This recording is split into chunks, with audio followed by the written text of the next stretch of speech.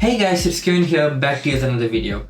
Now, I'm not a huge mouse fanatic or anything. I daily drive my Logitech G305 even after getting the G502X Lightspeed for one very specific reason. For most productive tasks, having the extra buttons does help.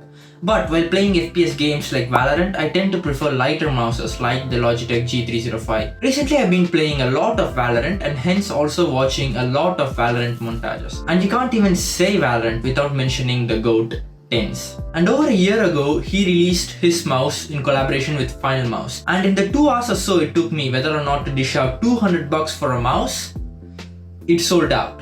40,000 units sold out in just a few hours. And I honestly thought that's the end of that. But recently I saw one on Amazon for $450 and well, I got one.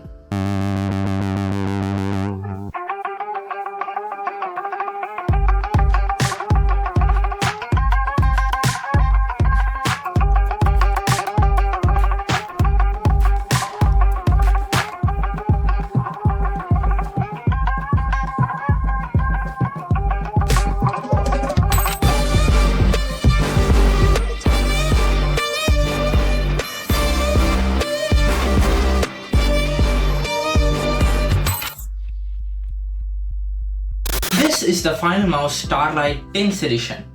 Let's start with the unboxing first. The unboxing experience and the box feels premium. And honestly, the picture on top of the box could as well as be a poster. When I was sent a photo of the box, I kid you not, I legit thought it was a poster. This is art in its purest form. As soon as you open the box, you have your mouse on top with its receiver hiding under the mouse.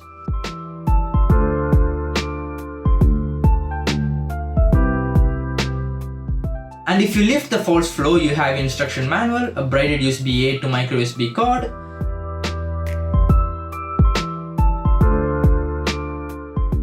and Infinity Skins 2.0. So this mouse comes in 2 sizes, the small and the medium. I have the small one with me here today. The Finalmouse Tenz edition is a lightweight wireless gaming mouse with a lightweight magnesium alloy shell and a honeycomb design, which I had mixed feelings about. While the honeycomb design does help to lower the weight of the mouse, I was not a huge fan of its feeling in the hand, at least at the start. It does take a little getting used to, but once you get used to it, you really don't notice it a lot. A small gripe I have with the mouse are the mustard and ketchup cables that are clearly visible from the top. And in a $200 mouse, it just doesn't feel quite as premium. For the cost, I would have expected to be at least black or grey colored cables to complement the look of the mouse. But it isn't a huge issue since you don't really see it while you're holding it. It has a similar outline as the G305. It is ergonomic and I absolutely love the magnesium part. It feels cold to the touch, especially when you're sweating to get an ace in Valorant. If I had to describe the feeling, it is like turning over to the cold side of your pillow. And the Starlight engraved on the right click button also gives it a touch of class. The build quality is exceptional. There is no flex or creak in the chassis. The charging port is on the back of the mouse and it is a micro USB port instead of a USB-C port, which even in 2022 when this mouse was released, still feels outdated. As I mentioned before, this is also a limited drop of just 40k units. And your number is written on the bottom of the mouse, where in theory at least, there won't be a lot of friction so it won't fade away as easily. I would have preferred this to be engraved, but that would have been a production difficulty, so I can forgive this. And it doesn't have any RGB or software to change button assignments, meaning you can't even have custom macros with this mouse. You can however use third-party apps like AutoHotkey to program assignments, but usually they aren't as interactive or intuitive like just using the G-Hub app from Logitech or Razer.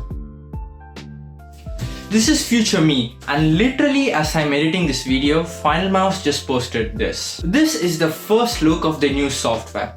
Kind of. Because it isn't a software, it is more like a web application that works with most Chromium browsers.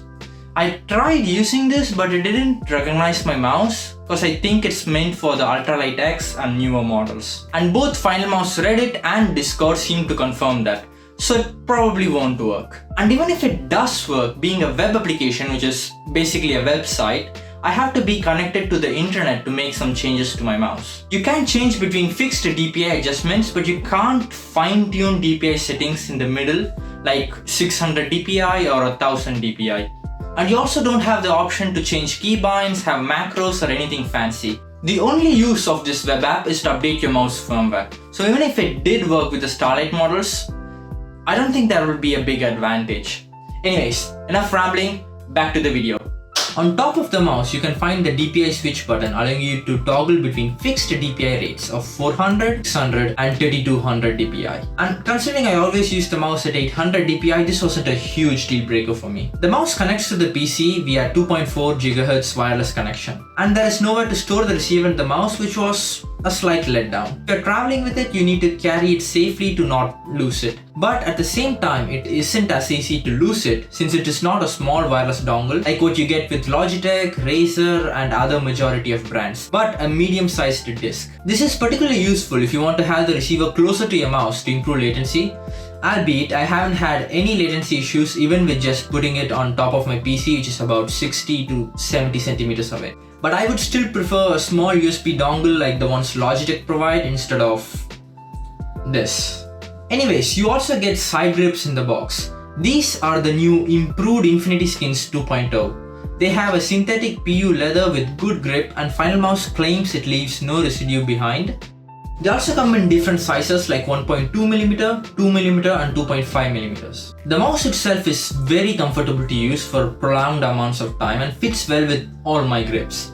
It also comes with a receiver extender in the box like mentioned before to minimize any input delays or avoid disconnection by being too far from the receiver. It is also one of the lightest mice in the market at just under 50 grams. And while I don't like the micro USB to charge, I don't really do it often since Finalmouse claims 160 hours of usage with this mouse. While I can't exactly confirm that, I have had this mouse for about a month now and I have only charged it once. And my average usage being about 5 to 6 hours a day doesn't seem that bad. Similar to the G305, the Finalmouse also has an LED indicator which flashes green or orange if it has a low battery.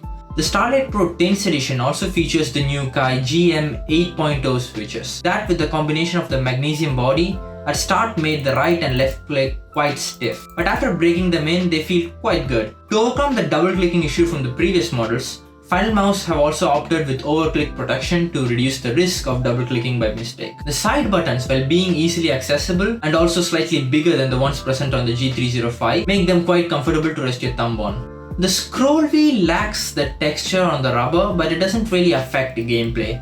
It is still super responsive, it has well-defined steps and give a satisfying feel. The middle click also has a tactile feeling to it and is easy to press. But the scroll wheel in general doesn't feel as premium as the rest of the mouse. Let's do a quick sound test with all the button clicks and scrolling.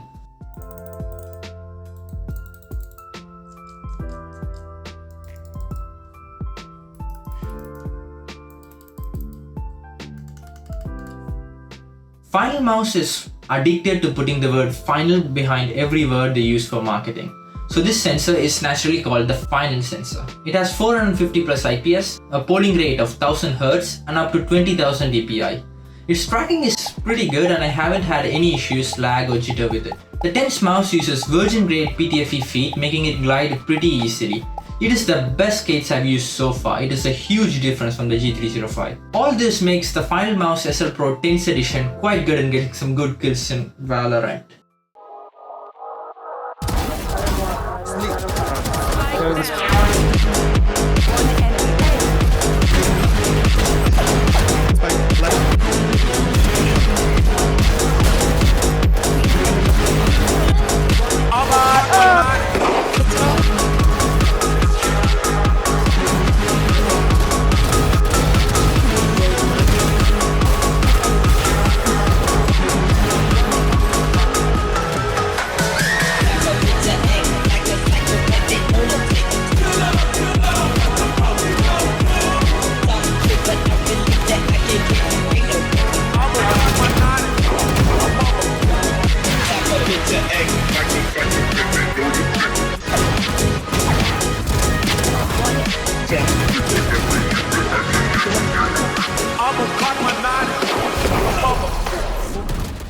So, my verdict.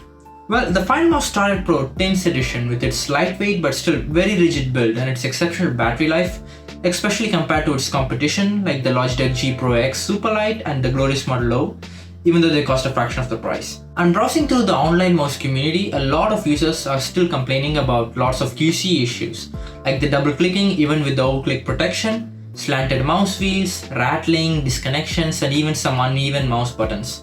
But my model thankfully doesn't have any of these problems. This mouse gets pretty close to perfect, but to justify its asking price of $190, it has to be perfect. If I didn't know anything about the pricing of this mouse, I'd say it costs about $120 to $130 with an additional $20 to $30 for celebrity taxes. And its MSRP at $190 is pretty close, so it makes it a decent buy at MSRP asking price. But it no longer goes for that price thanks to scalpers. The minimum I found this mouse for was about $400 and it went all the way up to $700, with the average price being around $450 to $500. And at that price, it has to be beyond perfect. But since this mouse comes in limited quantities, it also makes it desirable from a collectionist standpoint. But honestly, for me, $450 for a mouse just doesn't quite feel worth it.